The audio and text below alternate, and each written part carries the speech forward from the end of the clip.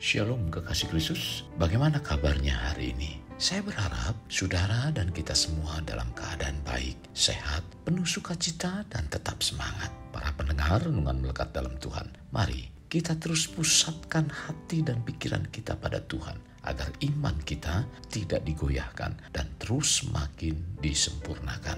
Mari kita berdoa. Bapa yang baik, kami naikkan syukur kepadamu. Hari ini kami penuh dengan sukacita karena kami menerima kesempatan yang baik untuk hati dan pikiran kami diisi dengan kebenaran firman-Mu. Maka dari itu Tuhan, berbicaralah melalui hamba-Mu agar firman yang disampaikan isi hati-Mu untuk kami Tuhan, di mana kami terus dibawa agar kami memiliki satu sikap yang terpusat hanya kepada Engkau. Engkaulah Allah yang berdaulat, Engkau Allah yang mengatur segalanya dalam kehidupan kami. Engkaulah pusat kehidupan kami Tuhan. Maka dari itu Tuhan, kami mau buka hati dan pikiran kami. Bahkan biarlah firman yang disampaikan tertanam di dalam hati kami yang baik, sehingga firman itu terus berakar, bertumbuh dan berbuah. Inilah doa dan permohonan kami yang kami alaskan dalam nama Tuhan kami Yesus Kristus, kami berdoa. Amin. Melekat dalam Tuhan bertema fokus. Firman Tuhan terdapat dalam Ibrani 12 ayat 2, demikian firman-Nya. Marilah kita melakukannya dengan mata yang tertuju kepada Yesus, yang memimpin kita dalam iman dan yang membawa iman kita itu kepada kesempurnaan, yang dengan mengabaikan kehinaan tekun memikul salib, ganti sukacita yang disediakan bagi Dia yang sekarang duduk di sebelah kanan tahta Allah. Kekasih Kristus, kita sebagai anak Tuhan tentunya berharap dan berdoa dalam kita mengiring Tuhan tetap hidup maksimal, tidak terpengaruh dalam situasi apapun, yaitu dapat menjalani hidup dengan mata yang terus tertuju kepada kebenaran firman Tuhan, dengan tidak menyimpang ke kanan atau ke kiri. Untuk menjalani hidup yang tetap tertuju kepada kebenaran firman Tuhan memang suatu hal yang tidak mudah.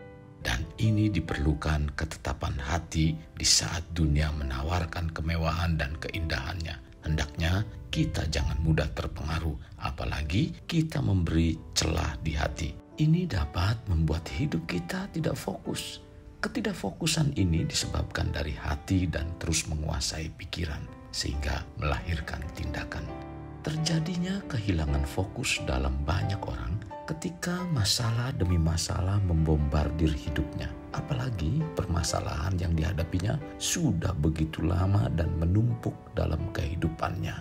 Sehingga hidup yang dijalani sudah tidak lagi fokus, mudah tersinggung, mudah takut, mudah putus asa. Bahkan harapan dan iman kepada Tuhan menjadi bimbang dan tidak menutup kemungkinan akan hilang.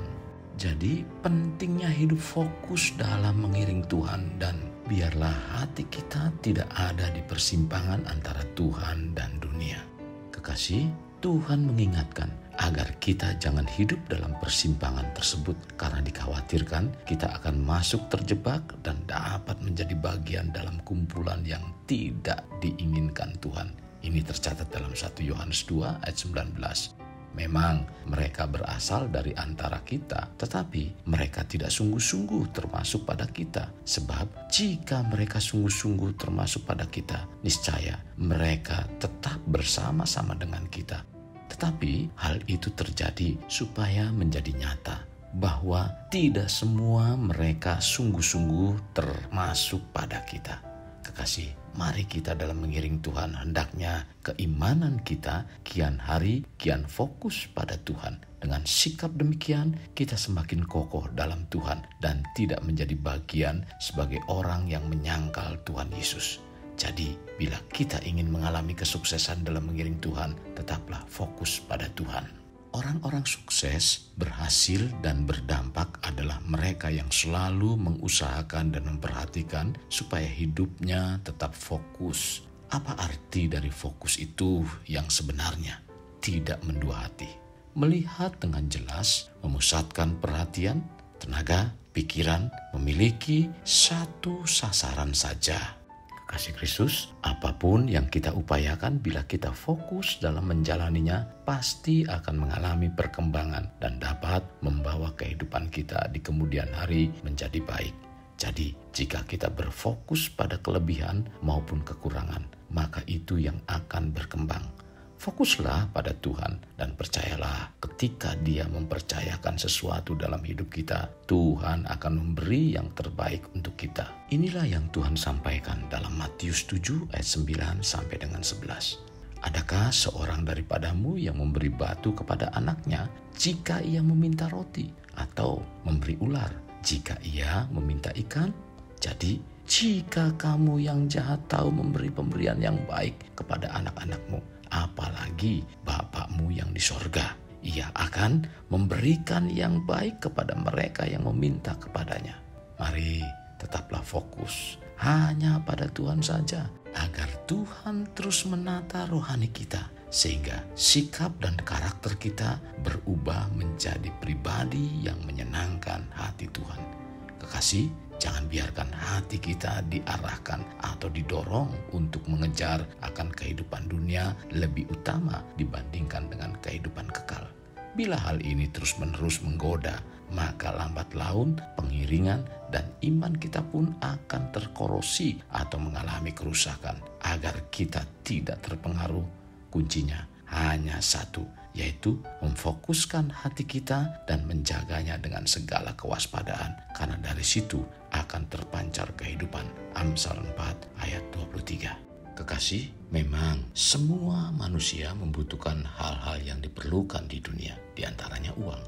Kita sebagai umat Tuhan pun tetap membutuhkan uang juga. Tetapi sekalipun membutuhkan uang untuk kebutuhan hidup, namun uang bukanlah kehidupan. Uang hanyalah alat dan benda mati. Hari ini mungkin fokus diri kita bisa tergradasi, yaitu mengalami penurunan atau teralih oleh beragam persoalan dalam hidup dan juga godaan dunia. Adakah kondisi atau keadaan kita sudah masuk dalam jebakan dunia sehingga hidup kerohanian menjadi tidak menentu? Bila ya, dan kita mengalami perubahan sehingga kerohanian kita mengalami kemerosotan, mari sekarang sesegera mungkin kita kembali untuk fokus kepada Tuhan. Yang semula fokus hidup kita kepada dosa dan kegagalan berubah fokus kepada Tuhan Yesus, Sang Penebus dosa dan penakluk kegagalan.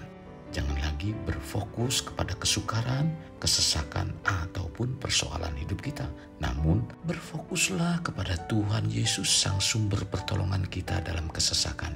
Kekasih Kristus, mari kita alami terobosan hidup. Untuk mengalaminya, mulailah dengan mengenal prinsip-prinsip kerajaan Allah serta menjadi warga kerajaan. Mari kita berdoa. Bapa Surgawi, terima kasih buat kebenaran firman-Mu. Sungguh sangat mencerahkan hati dan rohani kami, Tuhan, agar kami tetap fokus kepada Engkau. Terus mengarahkan hati, pikiran, serta seluruh jiwa dan kehidupan kami kepadamu, Tuhan. Kami percaya dengan cara inilah kami tidak ada dalam persimpangan jalan.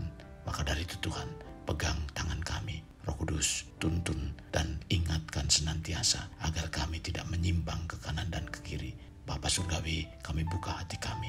Ampuni kami jika hati pikiran kami sudah mulai menyimpang, Tuhan.